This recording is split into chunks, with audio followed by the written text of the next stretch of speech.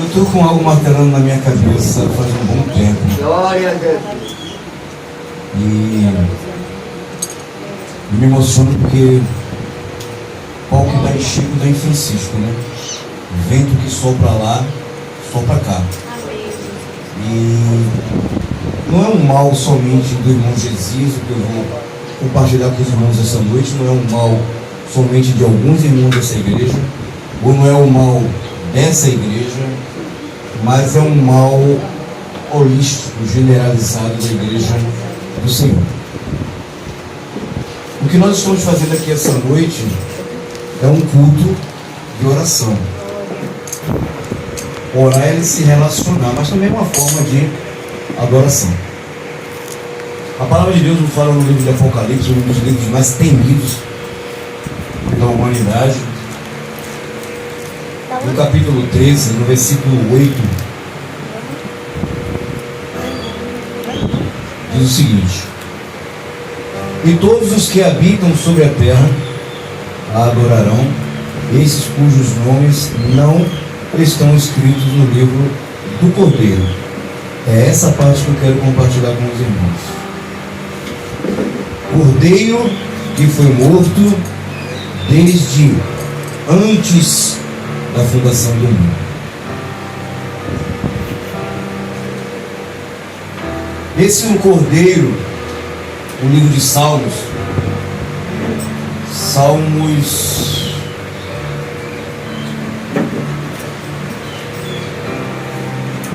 me corrijam se eu estiver errado, 19 e 20, no primeiro versículo, no segundo, diz que o firmamento, todo o firmamento, toda a terra, testificam e louvam, por assim dizer, a sua glória. Ora, se eu falo do Filho, eu falo do Pai. E eu não tenho como falar do Pai sem falar do Espírito Santo e sucessivamente, entrelaçadamente. Quando eu falo de um, eu falo do outro. Mas cada um trabalha com a humanidade, com a criação de uma forma específica. Louvor da sua glória.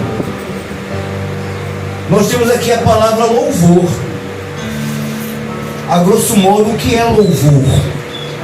Louvor não é música somente, não é instrumentalidade somente. Louvor é algo que enaltece, entroniza, eleva, torna relevante determinada coisa, pessoa ou divindade. E dá-se essa glória a quem tem glória, no nosso caso, o Deus que nós servimos, ao Deus que é a própria glória, que é o Deus de glória. E adoração? Eu vou dizer a adoração nas palavras do irmão Josias. São atitudes, palavras e pensamentos que valorizam, honram, orgulham determinada pessoa, determinado Deus. No nosso caso, aceitando o mundo ou não, o único e suficiente Deus, o único que existe. Podem tentar levantar outros, podem até adorar outros, mas o único digno de adoração, de louvor e de glória é Jeová, o Eterno, como chama o judeu. Porque antes dele não houve, maior que ele não existe, e depois dele jamais haverá. Porque tudo veio dele, por ele e para ele. E disse o salmista: não a nós somente. E eu posso usar aqui o a do verbo haver, não há, não existe. E o a, me corrija se estiver errado, da preposição de para. Não para mim, só para ti, e não existe outro, somente o Senhor. Aí isso me faz questionar, aos 15 dias, nós estamos como adorando a Deus? Parece uma coisa pisada, amassada, né? No trabalho, na escola, na rua, na vizinhança, em casa. Como é que nós estamos enaltecendo, tornando esse Deus orgulhoso? Eu assisti um corte de um podcast com o jogador Kaká. A maioria que conhece Kaká, ele é conhecido pelo mundo da bola, mas por mim ele é conhecido por ser um cego de Senhor onde ele vai. E Kaká jogou, o pastor vai me corrigir que ele entende melhor que eu das datas, se eu não me engano, 2004 no Milan. 2004, ele ganhou tudo. Foi bola de ouro e foi para o Real Madrid. E ele diz nesse testemunho curto, breve, que foi um dos momentos que ele mais sentiu a Deus. Porque quando ele foi para o Real Madrid, ele não conseguiu ganhar nada. Ele não conseguiu ter uma sequência de jogos, ele se machucou, o time era um time bom. Ele foi praticamente, ele ainda foi até 2005, 2006, e ele passou praticamente batido, só era o nome. E ele saiu. Anos depois, o presidente do Real Madrid vai fazer uma homenagem a um dos maiores jogadores que passaram na história do clube até aquele momento. E liga para ele. E ele questiona, primeiro a si mesmo. Depois ele questiona Deus. E ele vai. E ele questiona, por que eu? Eu praticamente não fiz nada no clube. Eu não consegui ser o que eu queria ser. E ele diz, eu achava que eu ia chegar lá e ia ser maior do que eu fui no clube anterior. E ali, ele recebe a seguinte resposta do presidente do clube, o Real Madrid. Já era, e se não ainda é, o maior clube de futebol da atualidade, por conquistas e resultados. Em toda a história do clube não houve um jogador como você que não se atrasou um dia, que mesmo machucado, mesmo não rendendo, não esteve disposto ao clube um dia, que como funcionário do clube, apesar de estrela do futebol, não deixou de cumprir todas as suas obrigações, nunca se queixou, nunca reclamou, nunca teve complexo de estrelismo, sempre foi humilde, obediente, subserviente, predisposto a fazer tudo o que nós como patrões exigíamos de um funcionário. Se alguns deram números, gols belíssimos, consequentemente títulos, disse o presidente do clube. Eu vou jogar no grupo da igreja depois esse pedaço. Você honrou com um comportamento exemplar e inquestionável. O que é que Kaká é? O servo do Senhor. E ele diz que veio entender de Deus naquele momento qual era a missão dele naquele clube. Ele veio entender que a finalidade não era o que ele, como um ser humano, pensava e almejava, o estrelismo e o reconhecimento horizontal, humano. Ele veio entender da parte de Deus de que o procedimento de um homem e de uma mulher de Deus, aonde quer que ele esteja, aonde quer que ele vá, o que ele esteja fazendo, ele tem que ser exemplo na vertical. O nome do Senhor foi honrado pelo comportamento. Quantos ímpios não diriam, lá, atleta de Cristo, falta, sai, né?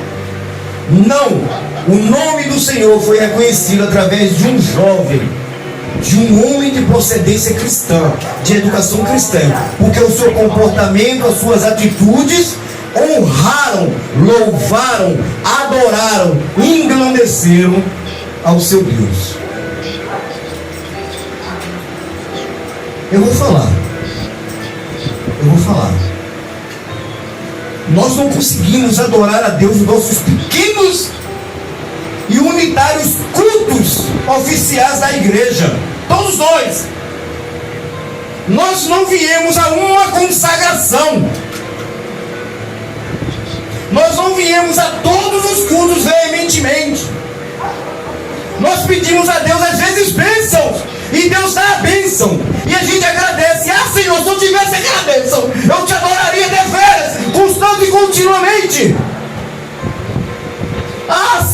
tirasse essa bênção de cada um, para lembrarmos o que nós já esquecemos, de que nós outrora o prometemos. Nós achamos que os nossos cultos de adoração ao Senhor é somente dentro do templo, é somente à noite, é somente cantando, não é em casa lendo a Bíblia, mas quando for requisitado uma necessidade do reino de Deus. Nós temos o que falar na palavra. Não é o nosso caso, mas as igrejas por aí são lotadas pelo culto de libertação. E é um monte de gente querendo ser liberto por um Deus que já libertou toda a humanidade.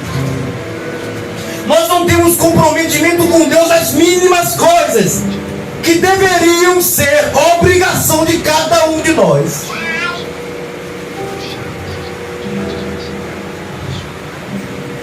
As igrejas estão cheias nos cultos de adoração, nos cultos de promessa, nos cultos de prosperidade, nos cultos de libertação, mas elas não estão cheias nas escolas dominicais, nos estudos da palavra, nos cultos de doutrina.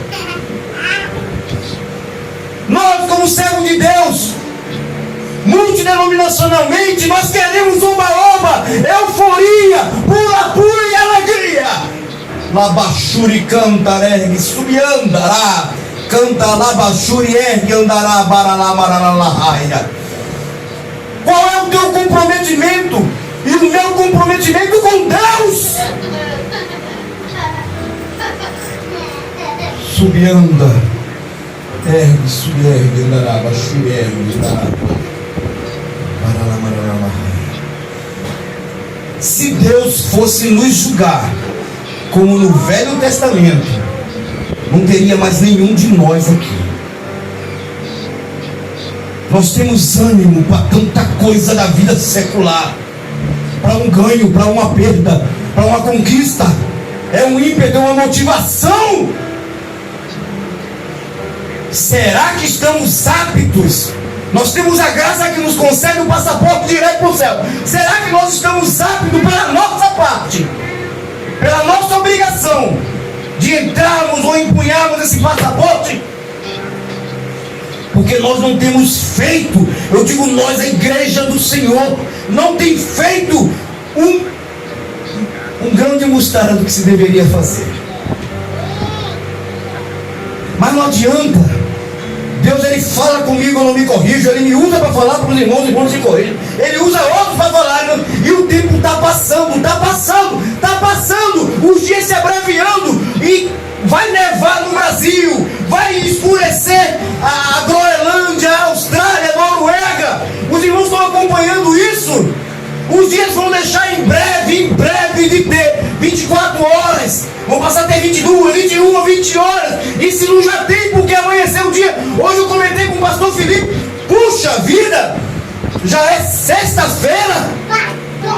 E nós envoltos às responsabilidades profissionais, as coisas cotidianas, as nossas próprias obrigações ao nosso próprio reino.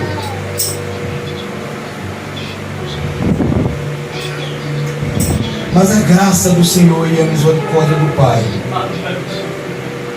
ela nos favorece. Até quando? Até quando que nós estaremos vivendo esse ciclo descompromissado e vicioso? Nós, independente de ter um renome de um pastor conhecido, em nome de ter curso disso, daquilo, outro, em mesmo que tenha posses e nada disso vai valer para Deus. Porque quantas das vezes Deus só quer, às vezes, que nós nos adoremos em mínimas coisas. Eu poderia pedir desculpa aos irmãos, eu não vou, porque isso está queimando o meu coração. Isso depõe contra mim mesmo. E cada um use o Senhor e suas atitudes e sua consciência como o seu próprio juiz. Que Deus continue nos abençoando em nome de Jesus.